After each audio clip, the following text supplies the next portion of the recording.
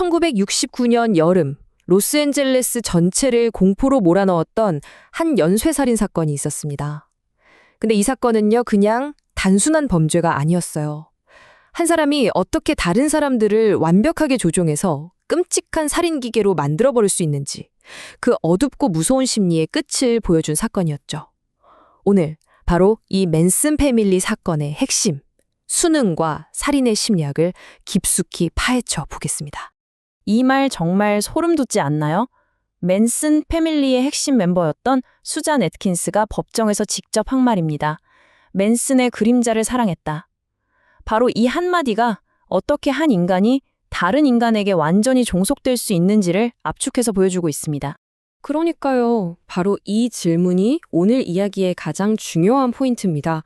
평범한 중산층 가정에서 자라서 교회 성가대까지 했던 그런 조용한 소녀가 어떻게 아무런 죄책감 없이 사람을 죽이는 살인마로 변할 수 있었을까요? 대체 무슨 일이 있었던 걸까요? 그 심리적인 과정 지금부터 따라가 보시죠. 자, 먼저 그 끔찍했던 사건 현장으로 가보겠습니다. 1969년 8월의 어느 여름밤 유명 배우 샤론 테이트를 포함해서 무려 7명이 정말 잔인하게 살해당하면서 미국 전체가 발칵 뒤집혔습니다. 이 사건은 그냥 살인사건이 아니라 60년대가 꿈꿨던 사랑과 평화라는 이상이 완전히 박살나는 상징적인 순간이 되어버렸죠. 그리고 이 모든 비극을 뒤에서 조종하고 설계한 인물, 바로 이 광기의 지휘자 찰스 맨슨입니다. 맨슨은요, 한마디로 말해서 교과서에 나오는 사이코패스, 바로 그 자체였습니다. 로버트 헤어 박사가 정의한 사이코패스의 특징들 있잖아요. 공감 능력 전혀 없고, 죄책감도 못 느끼고, 겉으로는 매력적인데 사람을 교묘하게 조종하고, 맨슨은 이 모든 항목에 완벽하게 들어맞는 사람이었어요. 맨슨은 그냥 되는 대로 사람들을 조종한 게 아니에요. 감옥에서 보낸 그 긴 시간 동안 온갖 심리학 책이나 화술책을 파고들면서 자기만의 완벽한 3단계 조종술을 만들어냈습니다. 처음엔 카리스마와 음악으로 사람들을 끌어들여요. 그리고는 외부와 완전히 단절된 목장에 가두죠.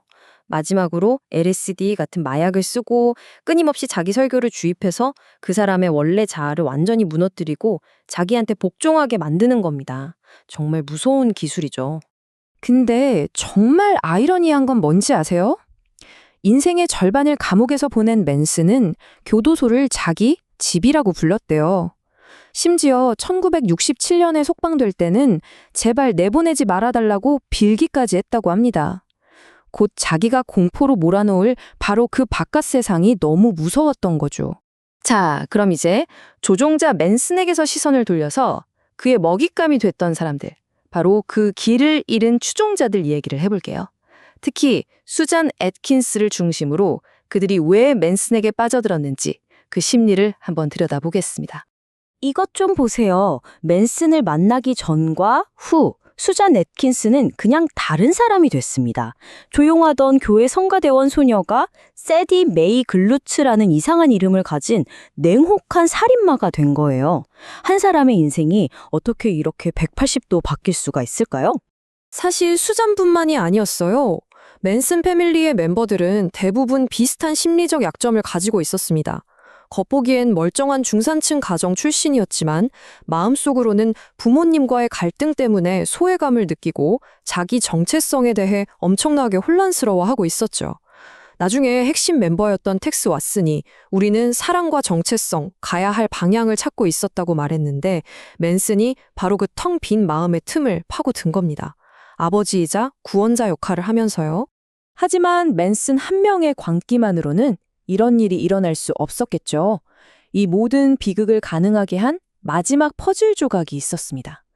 바로 1960년대라는 그야말로 완벽한 무대를 만들어준 시대적 배경입니다. 1967년 샌프란시스코에서 열렸던 사랑의 여름을 한번 떠올려 보세요. 기존의 모든 권위에 저항하고 자유로운 사랑과 마약을 외치던 히피들의 시대였잖아요. 바로 이 혼란스럽고 이상주의에 가득 찬 분위기가 맨슨 같은 포식자에게는 길을 잃은 영혼들을 사냥하기에 더없이 좋은 완벽한 사냥터였던 셈입니다. 자, 그럼 가장 중요한 질문이죠. 도대체 이들은 왜 그런 끔찍한 살인을 저질렀을까요? 그 동기가 생각보다 훨씬 복잡하고 심지어 서로 모순되기까지 합니다. 맨슨은 이 여러 동기들을 아주 교묘하게 엮어서 사람들을 조종하는 데 써먹었죠. 가장 널리 알려진 동기는 바로 헬터 스켈터입니다. 그 유명한 비틀즈의 화이트 앨범 있잖아요. 맨슨은 그 앨범을 자기 멋대로 해석해서 곧 흑인들이 백인 사회에 맞서 전쟁을 일으키는 그런 끔찍한 종말이 올 거라고 추종자들을 세뇌시켰습니다. 그런데 또 다른 유력한 이론이 있어요. 바로 모방 범죄설입니다. 테이트 살인 사건이 일어나기 전에 패밀리 멤버 중 한 명인 바비 보솔레이가 다른 살인 사건으로 체포됐었거든요. 그래서 일부러 그 사건과 비슷하게 범죄를 저질러서 경찰 수사에 혼선을 주고 보솔레이의 혐의를 벗겨주려 했다는 훨씬 현실적인 주장도 있습니다. 그리고 어쩌면 이게 가장 소름 끼치고 현실적인 동기일 수도 있는데요. 바로 내부 통제입니다. 맨슨은 일부러 추종자들 모두를 살인에 가담시켜서 공범으로 만들었어요. 왜 그랬을까요? 모두가 똑같은 죄를 지었으니 서로를 배신하거나 경찰에 밀고 할 수 없게 되는 거죠. 일종의 피해 서약이자 빠져나갈 수 없는 끔찍한 보험이었던 셈입니다. 최근에는 정말 충격적인 가설까지 제기됐습니다. 저널리스트 톰 오닐이라는 사람이 쓴 카오스라는 책에서 나온 이야기인데요. 맨슨이 사실은 당시 반문화 운동, 그러니까 히피 문화를 무너뜨려려는 CIA 같은 정보기관의 비밀 프로그램, 예를 들면 정신통제 실험이었던 MK 얼트라의 일부였을 수 있다는 주장이에요. 물론 이건 아직 직접적인 증거가 없어서 하나의 가설로만 들어두시면 될 것 같습니다. 맨슨 패밀리 사건은 반세기가 훨씬 지난 지금도 우리에게 정말 많은 질문을 던지고 있습니다. 이 끔찍한 비극이 오늘날 우리 사회에 남긴 경고는 과연 무엇일까요? 이 타임라인을 보시면 명확하게 드러납니다. 1967년 사랑의 여름으로 희망의 정점을 찍었던 60년대의 이상주의는 불과 2년 뒤 맨슨의 광기와 알타몬트 공연의 비극을 겪으면서 완전히 산산조각나고 말았습니다. 한 시대가 막을 내린 거죠. 결국 맨슨 패밀리의 비극은 이 세 가지 요소가 기가 막히게 맞아떨어진 퍼펙트 스톰이었다고 볼 수 있습니다. 맨슨이라는 카리스마 넘치는 사이코패스, 그리고 사랑과 소속감을 절실히 원했던 심리적으로 취약한 젊은이들, 마지막으로 기존의 모든 가치관이 흔들리던 사회적 혼란. 이 세 가지가 만나서 최악의 결과를 낳은 겁니다. 이 끔찍한 말, 살인을 직접 실행했던 텍스 왓슨이 희생자 앞에서 내뱉은 말입니다. 이 한마디는 그들이 얼마나 완벽하게 세뇌당했는지를 보여줍니다. 그냥 시키는 대로 한 게 아니라 스스로를 맨슨이 만들어낸 악마라는 역할과 완전히 동일시했던 거죠. 그들의 자아는 이미 사라진 겁니다. 찰스 맨슨은 2017년에 감옥에서 죽었습니다.